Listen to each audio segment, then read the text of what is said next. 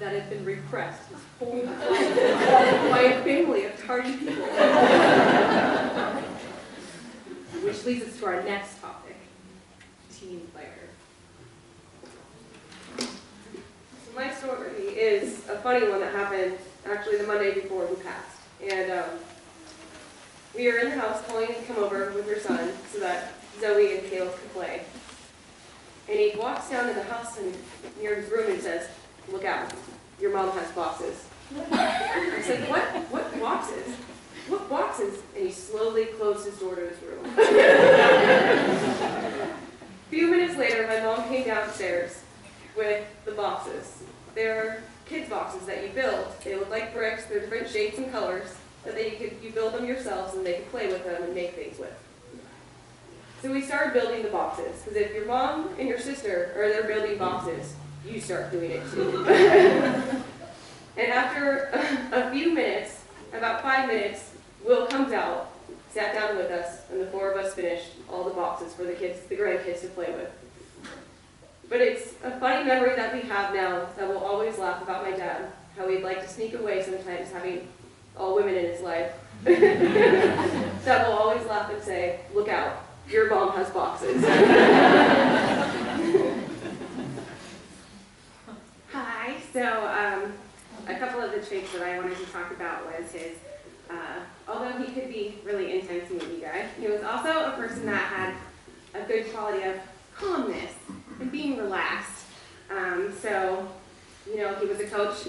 I don't know if anyone in this room knows what it's like to constantly be around like 20, 15-year-old girls, but like, it's not easy. You know, they pick on you, they do everything, and you just have this ability to laugh it off, take it all in, stay calm, for the most part, yeah.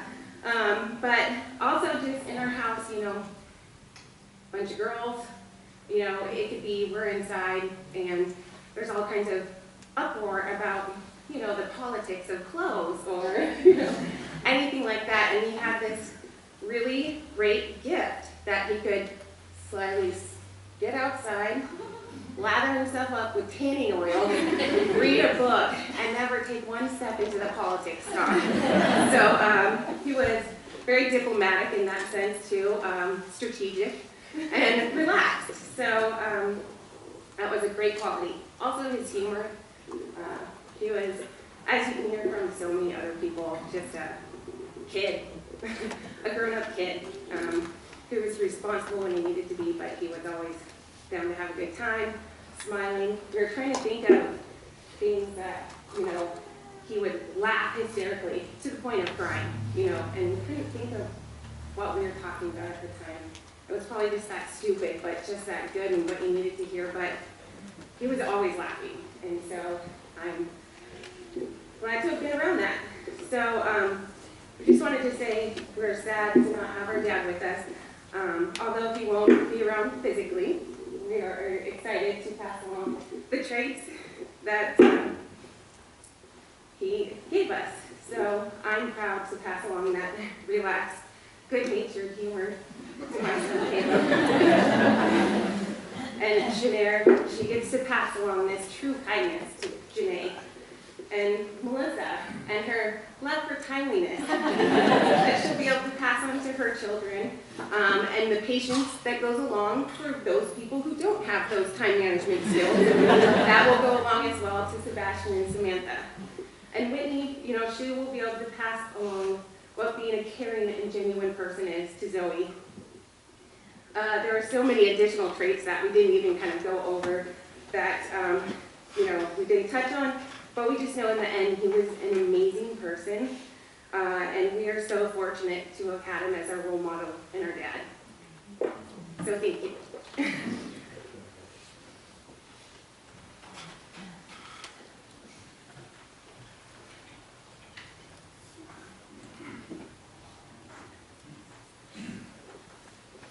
Thanks so much, girls. I bet your daddy told a whole bunch of us, not just me, how much he loved you. The three girls that I grew up with were quite fun. They were all out on the soccer field, and Melissa was the runner. she could run like the wind, so she'd draw the attention of the referee off to some corner of the field. Colleen was the enforcer. You had best be playing that game the way she thought you should be playing. And Whitney was on the sidelines just as cute as she could be. I bet it's still true. A little bit more music. Joseph has agreed to back up Nora Griffin, Willie's niece, a little bit extra.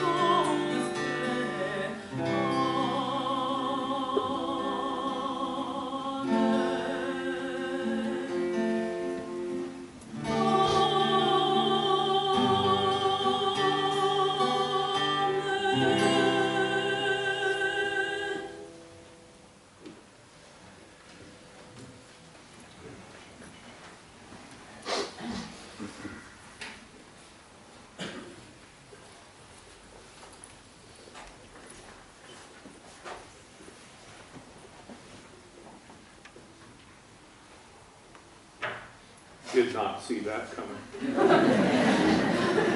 That was so good. Thank you.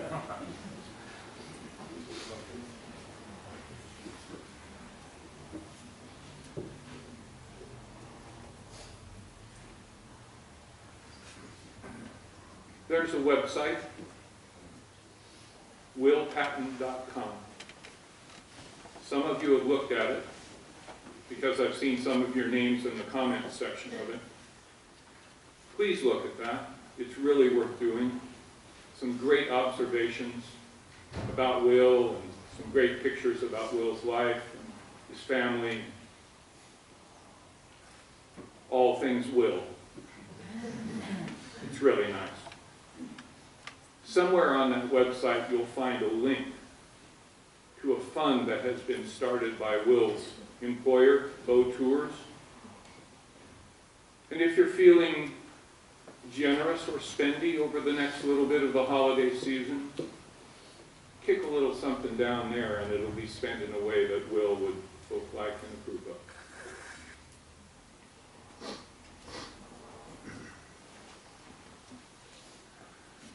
I'm going to try and get through this poem now.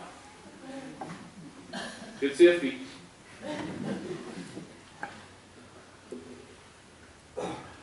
I'm going to stop every once in a while, not because the poem says to, but because it's necessary.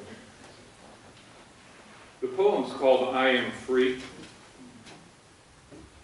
I know it's an English poem or a Commonwealth poem because they spell one of the words with an O-U-R instead of an O-R.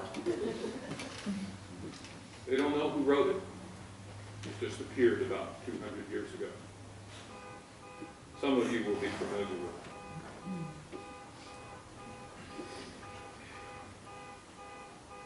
Don't grieve for me, for now I'm free. I'm following the path God laid for me. I took his hand when I heard his call. I turned my back. And I left it all.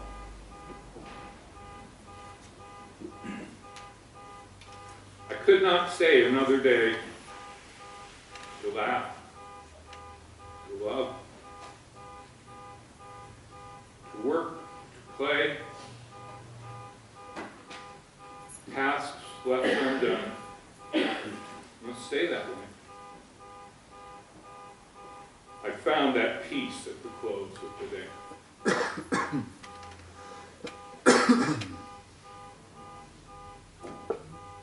If my parting has left a void,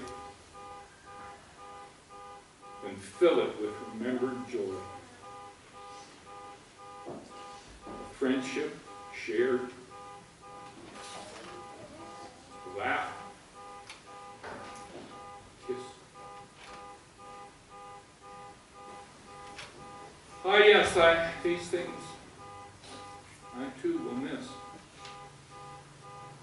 Be not burdened with times of sorrow. I wish you the sunshine tomorrow. My life's been full. I've savored much. Good friends, good times, the loved one's touch.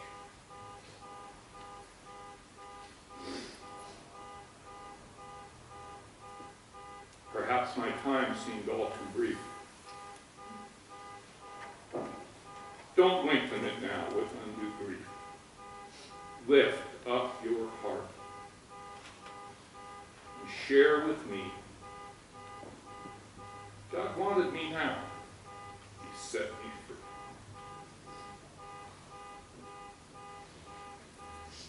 Almost made it.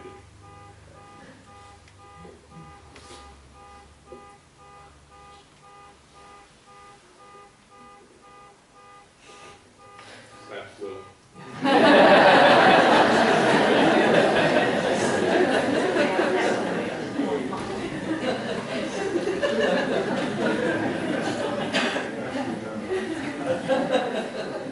We're almost, but not quite, at the interactive portion of the ceremony. I've been asked to tell you that there'll be munchies and what they describe in England as a general chin wag, which means a good chat at the Union Hotel on Highway 12 and Mission. Just forget which way. That way. Hope you all come. Now I'm going to ask you all to say a last prayer with me It's something that Will and I did quite often in a part of our lives. And it requires that you stand up, and if you feel like it, take the hand of the person next to you. Let's do it.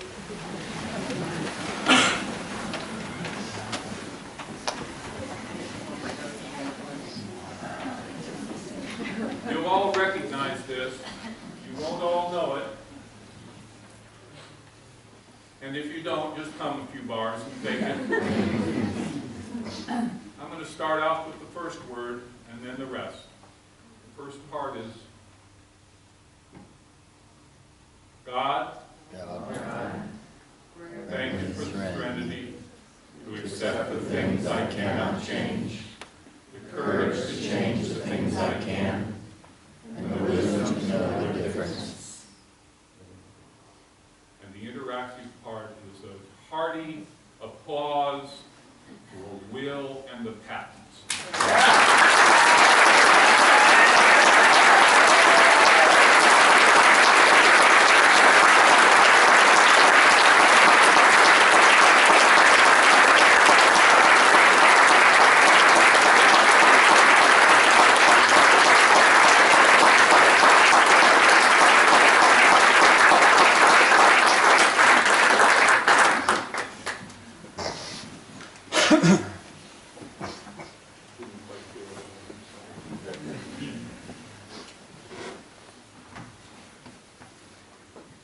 If the Pattens and Griffins and Fries would stay after just a bit for a photo opportunity, the rest of you are, as they say in the Navy, dismissed.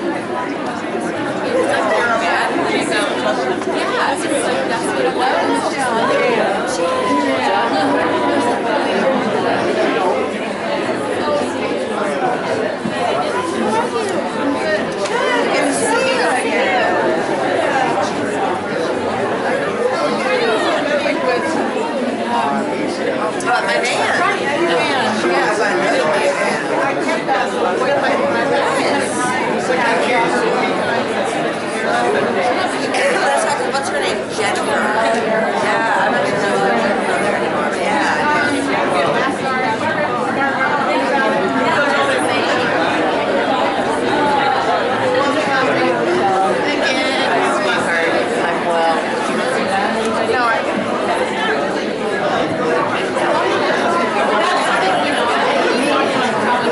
Look who's here.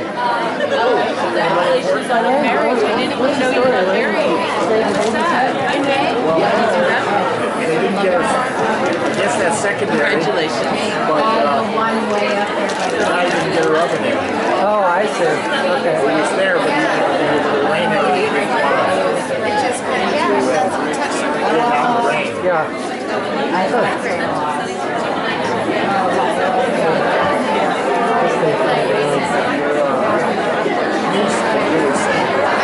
gotta go to work. That's why I got up really quick. I had to go to work. I managed to yesterday. So yeah.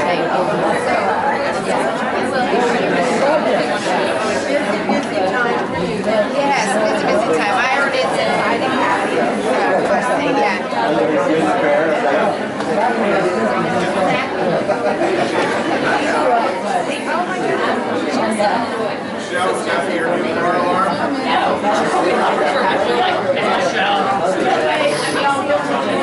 How are you?